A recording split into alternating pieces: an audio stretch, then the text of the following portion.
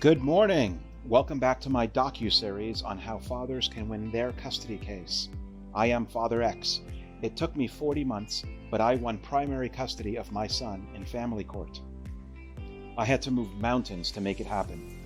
And now I want to teach you what I learned from the perspective of a father who did this, because I know that the system is rigged against fathers. We need to teach you how family court works so that you have a fighting chance at being treated like an equal human being. In episode 1, the introduction, I shared we will be reviewing many topics. These are the first 8. In these next 2 videos, we will discuss the basics of physical and legal custody and orders of protection. Let's discuss filing petitions. I hope you can settle your family and custody issues outside of court, between the 2 parents, and we can talk about that path separately when we discuss mediation. But if you have to go to court, this is what you need to know on the basics of physical versus legal custody, as well as orders of protection. Courts get involved when one of the 2 parents files a petition. A petition is when you ask the court to decide something for your family. When one parent asks the court to take action, that first parent needs to legally serve the second parent notice that there was a petition filed, and the second parent needs an opportunity to respond. You can't have secret meetings and trials between one parent and the court. And if the second parent does not want the court to decide the matter, it's irrelevant. Once the court is invited by one party and they properly serve notice to the second party, then the court has the authority to make decisions for the parties. The 2 parties can always mediate and come up with a settlement at any point until the judge makes a final decision. Generally, the courts prefer that the 2 parents reach an agreement, and the court will often rubber stamp that agreement made by the parties into a final order. There would have to be something illegal or really egregious for the courts to not just let your agreement stand as a final decision. The detailed rules for all of these court processes are determined by the state in which you file. There are 50 states with 50 sets of processes. Most are very similar, but you have to focus on your specific state rules and ignore the other 49 states. Your question must always be, exactly how does this work in my state? I'm giving you an overview of common concepts across the country. So what are the key types of petitions and cases in family court? 1. Child custody petitions, where you ask for a court-ordered determination that you should be the primary custodial parent. And you would also ask for legal custody to make the major decisions for your child. If you are married, then generally, the fact that divorce was filed means that the court is deciding on custody of the children. If you are unmarried, you generally have to file a petition for custody as an unmarried mother and separately as an unmarried father. And if you are an unmarried man in Georgia, for example, you have to file a legitimation petition to be recognized as the dad before you can file for custody as an unmarried father. This is an example of why you need to focus on your state's specific laws and process. 2. Orders of protection or restraining orders, where you ask the court for a court order stating the other person has to stay away from you entirely or just refrain from harassing or assaulting you. 3. Child support petitions are where the primary custodial parent asks for the court to order child support payments from the other parent. In general, I think that for the 50 states, child support is decided as part of the one overall divorce proceeding. Whereas if you are unmarried, the custodial parent has to file a petition for child support. The 4th type of case I will add here are criminal cases, where a parent has filed violence allegations, for example, and the state prosecutors need to decide if they are valid and if they want to pursue criminal charges against the accused. In this episode 2A, we will focus on physical custody.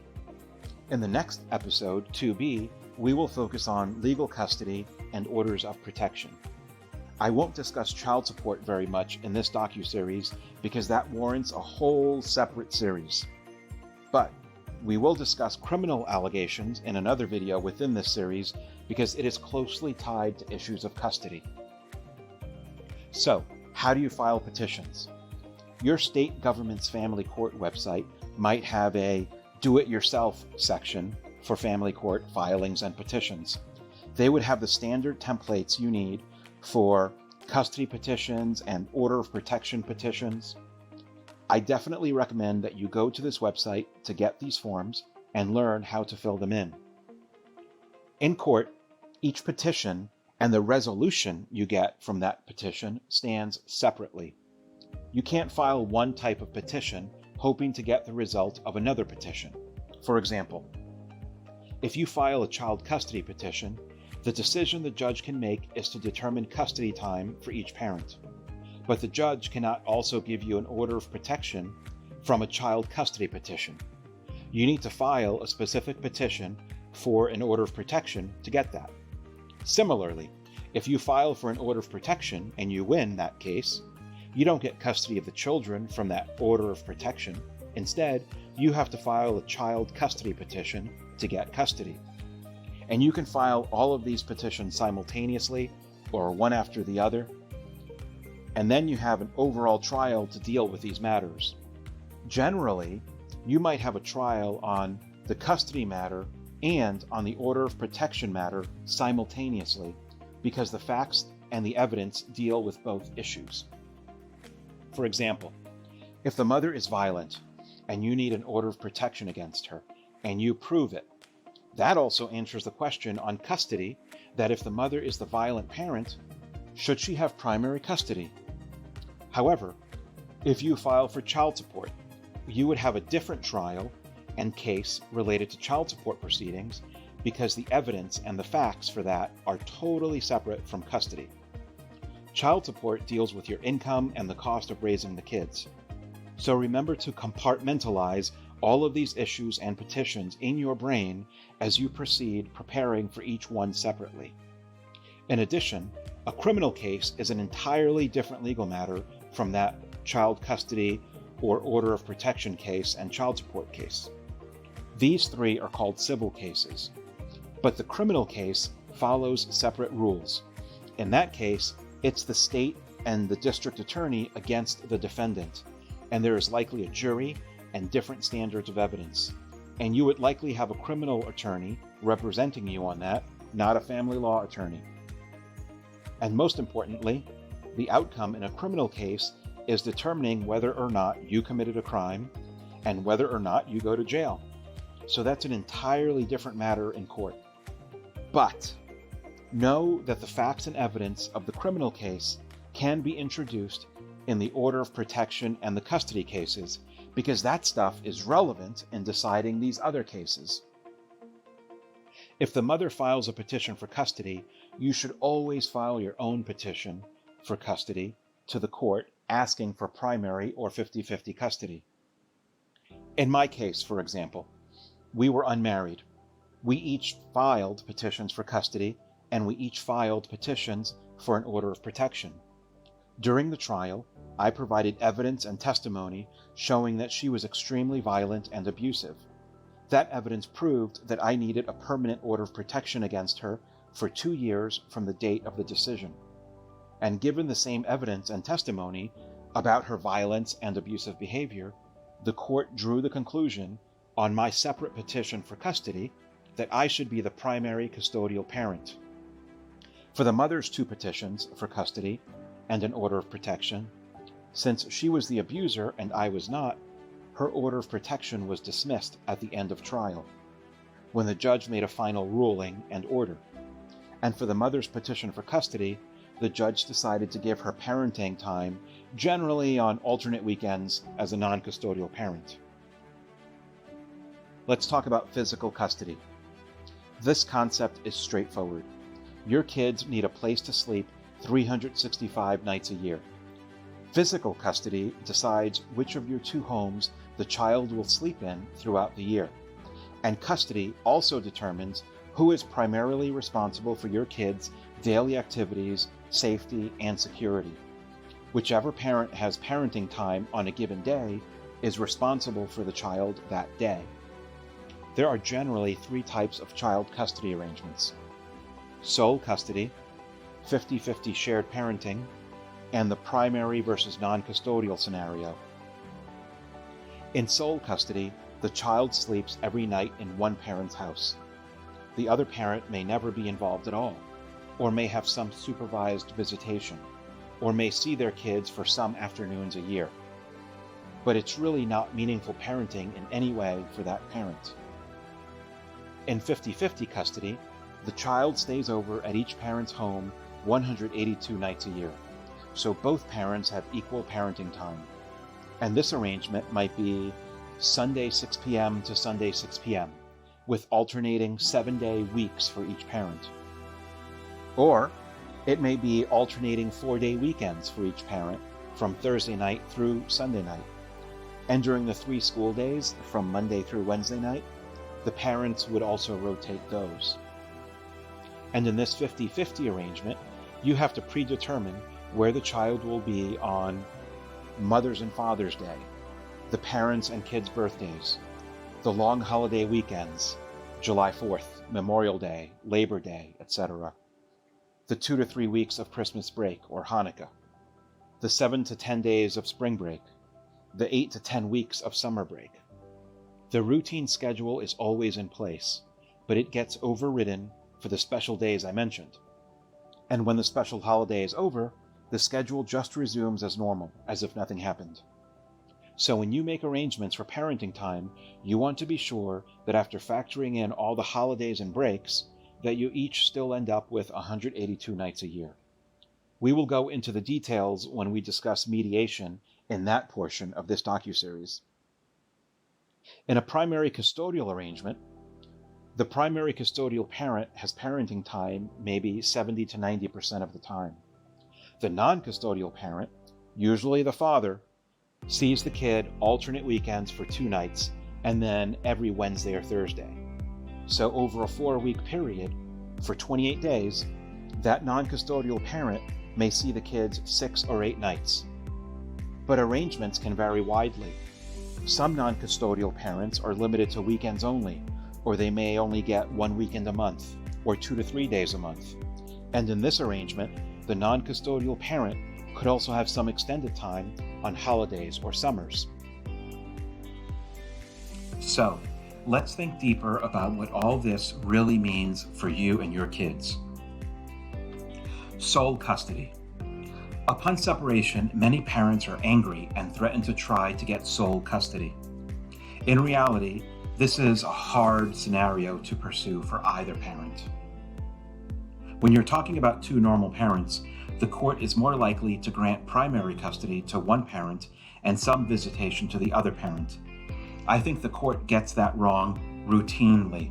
I think 50-50 custody, where both parents are responsible for significant portions of the child's life, is the best option with 2 normal parents. But there may be reasons for seeking sole custody that are fully justifiable. Maybe the other parent is in jail long term, for reasons other than because the mother lied to the police to have the father arrested for the sake of her getting custody. Or maybe the other parent is addicted to drugs, and that creates a parenting issue. Or the other parent is extremely mentally unstable. Or the other parent is extremely violent or abusive, especially to the kids. Or one parent has taken the child to another state and withheld them from the other parent for no legitimate reason. So they have already proven they are capable of taking the kids from the other parent, which is terrible. Even in my case, where the mother was extremely violent, emotionally unstable, and suicidal, I testified that I didn't know if she should visit with our son 3 or 5 days a month as an alternate weekend parent. I recognized that she would create psychological harm to our son's development over the long run. My goal was to minimize that damage and not let her be the primary custodial parent. But she did have some positive attributes that could contribute to my son's life. Nobody is all good and nobody is all bad. but some people can be mostly good or mostly bad. If you tell the judge you want sole physical custody, but you cannot prove the other parent is a monster, then you risk that the judge is going to look at you as a vengeful person trying to eliminate the other parent from the child's life. So if the mother is seeking sole custody and has no intelligent reason, you should use that fact against her during your testimony at trial to show that she is not fostering a relationship between the child and his father. And if she makes allegations in order to get sole custody, false allegations, that makes her an even worse parent and a worse person. If you can prove your innocence on false allegations, you would also be demonstrating that she should be the non-custodial parent. When we talk about shared physical custody, we as parents have to learn that life is no longer about us. Life is about our kids. Your child is usually better off with two parents contributing to their development. Even though we may hate our former spouse, it's too bad. You have to co-parent with this person for the rest of your child's growing years. Yes, it would be a lot more convenient if you could raise your child and the other parent would just disappear so you don't have to deal with that person. However, that's your fantasy for your ideal life. It's not your child's fantasy for their ideal life. You need a justifiable reason for why the other parent is a monster and should be eliminated from your child's life. And you need a justifiable reason why you should have more than 50% custody. We have to remember that we should all be seeking the best interests of the child and not the best interests of the mother. That mindset will be a fundamental part of your trial strategy. If the other parent doesn't have that mindset, but you do, your odds of getting primary custody have increased. 50-50 custody. If you have 50-50 custody, you each have the opportunity to raise your children in a meaningful way and enjoy parenthood. When my son goes to sleep at night in my home, I know he is safe and secure. The routine of taking him to school and knowing he could rely on me to pick him up from school was priceless. Being the one who made his meals and sewed his pants was priceless. It was priceless just knowing that he and I would have all of these ongoing routines. I want that for you too. Why else should you want 50-50 custody? Because life changes, and because your ex's feelings will change. There are countless stories of non-custodial fathers who see their kids alternate weekends, and the mom denies them visitation whenever she chooses. And generally, the courts and police don't do anything about this, or it's hit or miss if they do anything. But if you have 50-50 custody, it's much harder to play those games because you have a court order stating that you are equal parents. Also, if the mother is the kind of person that insults you to the children, but you see the kids have their life, then the kids are less likely to be damaged by thinking that you are some evil father, because the kids would see you caring for them half their life. You can develop your own relationship with them. In addition, if the mom ever wants to move out of state, so that dad has little chance of seeing the kids, it's really easy to do if she has sole custody. It's a bit harder to do if she has primary custody. It's hit or miss. She'd have to prove that canceling your 25% of custody time is outweighed by the benefits to the child of her moving. And if a judge is biased in favor of mothers, which so many are, it's easier for her. But if you have 50-50 custody, it's that much harder for her to move the kids out of state because a judge can't easily delete 50% of a child's life. You still have to fight hard just to be considered equal, but at least you have better footing. In my case, the mother would have eliminated me if she had primary custody. She told me that she wanted to move out of state and raise our son without me. Then she used false allegations to help her case. I used all of that against her in my testimony, and I got primary custody.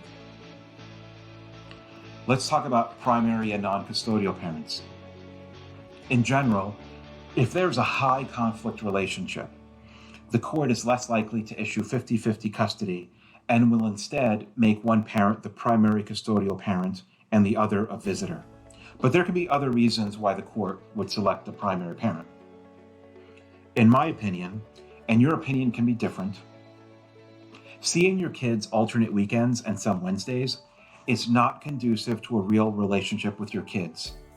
I always saw the role of a visiting parent to be a secondary parenting role. And I don't exist on this planet just to have children and have them raised by other people without my protection, my guidance, and my daily hugs. The problem with parenting alternate weekends is that you have so little time with your kids. You spend 2 days going to the carnival or going to a baseball game, and then your time is over. You're always thinking about how your 48-hour clock is running out. When the clock runs out, you don't see them for 12 days. It's like being punched in the heart every 2 weeks. I've learned that to have meaningful parenting, you need to be an equal parent to the other parent. That gives you time to just have your kids at home and do homework with them or do whatever regular routine things you do. That's real parenting. This alternate weekend thing is like some condensed form of parenting. Also, a non-custodial visiting dad may get a video call for 10 minutes with your child every few days. And people in court talk about it like they're being nice to you by giving you this privilege. Anybody who says this is a moron and a con artist.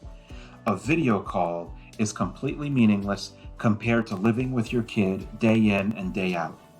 Phone calls do not replace holding your kid in your arms. If you are a non-custodial parent with alternate weekends, I urge you to insist that the court insert a clause in the temporary custody order and later in the final order that the mother not be allowed to move away from the close geographic area where you all live. Because if she moves, it may make it harder for you to see your kids during your already limited time. And in the long run, that geographic distance creates a huge risk that you will be cut out of the picture. If you have a clause, then you have grounds to go to court and fight to have them return to your city or town. Ultimately, maybe you believe that you being the primary custodial parent is best for your kids. Or maybe you think 50-50 parenting is best for your child. Either way, I want to help you overcome the incompetence of family court when it comes to making parenting arrangements. If your goal is to be a visiting, alternate weekend parent, then that is your decision. I urge you to rethink what truly matters in this world. However, it's your life choice. So with that said, our next topic in episode 2B will be the basics of legal custody and orders of protection. These might be the darkest days of your life, and I'm making these educational videos to help you navigate this nightmare. If you subscribe, I can get you updates when I post more videos. If you find this information helpful, then please like and subscribe and share with your friends who are all in a similar situation. If you like, subscribe, and share, it will also help the YouTube algorithm get this message out to more fathers in our position.